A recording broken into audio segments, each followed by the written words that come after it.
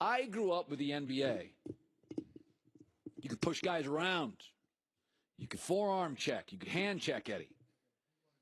We're all gassed up on this triple-double thing. Like, I like the 60 points that James got last night. He's a nice offensive player. All I'm saying is it is a lot easier to get 60 today than 15 years ago. And Mike D'Antoni's system made Steve Nash, in Kobe, Duncan, and Shaq's prime, Steve Nash was the best player in the league. This system is built for guards to go off. It's a nice night for James Harden. It ain't the greatest Houston Rocket night I've ever seen, like their announcer said. Let me say this real quick. If you ever get 60 points, I don't care when it was in the league, it's never hard. It's never hard to do that. Let me correct you on that. It's hard to get points in the league. Yes. It's hard to score. But it's easier 60. Today. It's easier to this point. It's not as physical. It's not as physical. You can't hand check. No, you can't hand check at all. It's just not as physical. But I don't think it's any easier to score. So are you blowing? You can think about it. When they had the illegal defense from rim to rim, it was imaginary line. They could really ISO you. If you crossed that line, you had to go double. So it was one-on-one. When they really said you were on an island, you were on an island. It's a little tougher now to get in that lane with the 2-9 and the defensive 3 seconds. You're allowed to even play zone nowadays. So it's a little. It could go either way, to be honest with you. Really? Yeah, I mean it's tough to score in the NBA. Period. I'm not saying it's easy to score. I just think this whole triple-double thing is guards now have the ball the whole game. I mean, if you can't shoot, you can't be Ben Wallace anymore. There's no place for Ben Wallace in the league. There's no place for Bo Outlaw. There's no place for Dennis Rodman. You got to be, listen, Eddie, you'd be great in today's game. Oh, I would love it. If you can't shoot, you can't play. It's a shooter's league. All I'm saying is that the league now, there are games in the NBA, 28 teams average over 100. That is all. I mean, when I was a kid, NBA games were 92-88, and that's what they were. They're 128, 124. They were hard watches, too. Well, I'm not saying they were a better watch. They were tough watches. Okay, so LeBron, yesterday Blake Griffin gets traded, or the day before, and LeBron had an interesting comment. I want to play this sound. This is LeBron James talking about players that get traded in the NBA, and, LeBron obviously is a very pro player. Here's what he said. When a player gets traded, they was doing what's best for the franchise. But when a player decides to leave, he's not loyal. He's a snake. He's not committed. That's just that's the narrative of how it goes. So I'm definitely I know that firsthand. My takeaway on this Blake trade is the Clippers called him a Clipper for life and then moved him to Detroit. If I'm an NBA player, Eddie, this is why I'm always looking over my shoulder. This is why I have no problem if I'm Kevin Durant. I'm like, bro, I see what you do to Blake Griffin. L.A. to Detroit? Like, you're a former player. How does this land for players? I think LeBron hit it right on the head. That's exactly how it is. If you're a commodity to the team, right, and if they feel that they can get better pieces, they will get rid of you, no matter what kind of – look, you see how they swoon Blake. So we'll raise your rafter. Your jersey in the rafter. You're going to be a Clipper for life.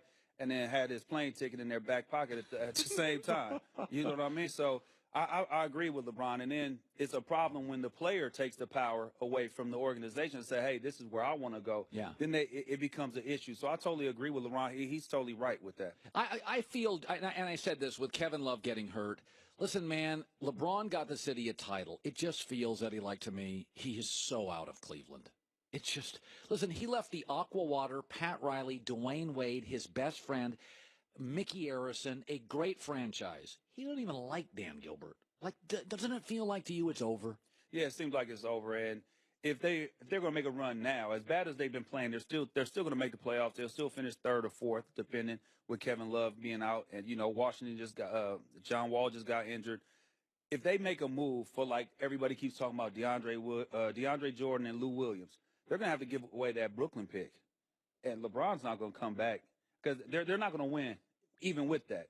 So I think that put a different spin on it. The Clippers will look good. Clippers will have 3 first-round picks. Then they'll be able to get another free agent. LeBron could come to the Clippers, and they can make something happen.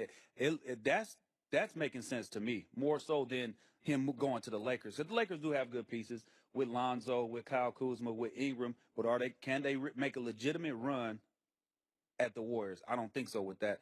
If he was to go to the Clippers, they have 3 first-round picks. You could always make some moves with the first-round picks and get another veteran player, and then you bring another free agent, you might have something there to make some noise. By the way, Steve, we haven't seen Lonzo play in a while. Lakers playing well. There was an absolute narrative, I would say for the first month as he struggled, that he was a bust. And I just don't see the bust thing. Now, I don't think he's overly athletic. He's not a great athlete, so I don't see him as a superstar. What is your takeaway on Lonzo? My takeaway is I think people got caught up more so in his father and not looking at what his body of work is. I think the last 4 years, you have one guy that's averaged 10 points, 7 rebounds, and 7 assists. Who? Draymond Green, all-star, right? And this year he's averaging about 10 points, the same exact at what Lonzo's doing. But he has Kevin Durant, he has Klay Thompson, he has Steph Curry over there. So you look at Lonzo's numbers, the same as Draymond's, he's a bust. But you look at Draymond's number, he's an all-star. So I'm trying to figure out, I thought the numbers are the numbers, right? And you look at production. You could make an argument Lonzo's doing it with much less talent. You don't have to make it. It's harder to get an assist when I'm passing to Brandon Ingram than Steph. It's definitely harder what Lonzo's doing without the weapons that Draymond has. But not taking anything away from Draymond, but you look at Draymond and say that's an all-star. And then you look at Lonzo and say that's a bust. I think for the most part, it's people who don't like his father. Yeah, listen, his dad is got a very, they always talk about a president's approval rating. I think LeVar's approval rating is very low. That is my takeaway on LeVar Ball's approval rating. That has nothing to do with his son's game. No, it doesn't. And I know, listen, that's just the way the world works. A lot of people are just turned off by the whole thing. Right. They're turned off by the whole thing. Yeah, that Blake Griffin thing with that trade is, you like Blake's game. My knock on Blake has always been is that, listen, man, you got to adapt in this league. And he feels like a Hummer in a league full of Teslas. Like, you got to be able to shoot. He's shooting 23% in mid-range games, and he's hurt, Eddie, all the time. I think that's the biggest thing, that he's always injured. He worked on his game. He developed that elbow jumper. He hit the 15-foot jumper from the baseline. He really worked on his post moves a little bit. One thing that I think he's very underrated at is getting the rebound and pushing it on the break himself and making plays and making decisions. I think that's an attribute. He's a better ball handler today than when he broke into the league. I think that's an attribute that, a lot of bigs don't have like that, especially the way he plays, the power game.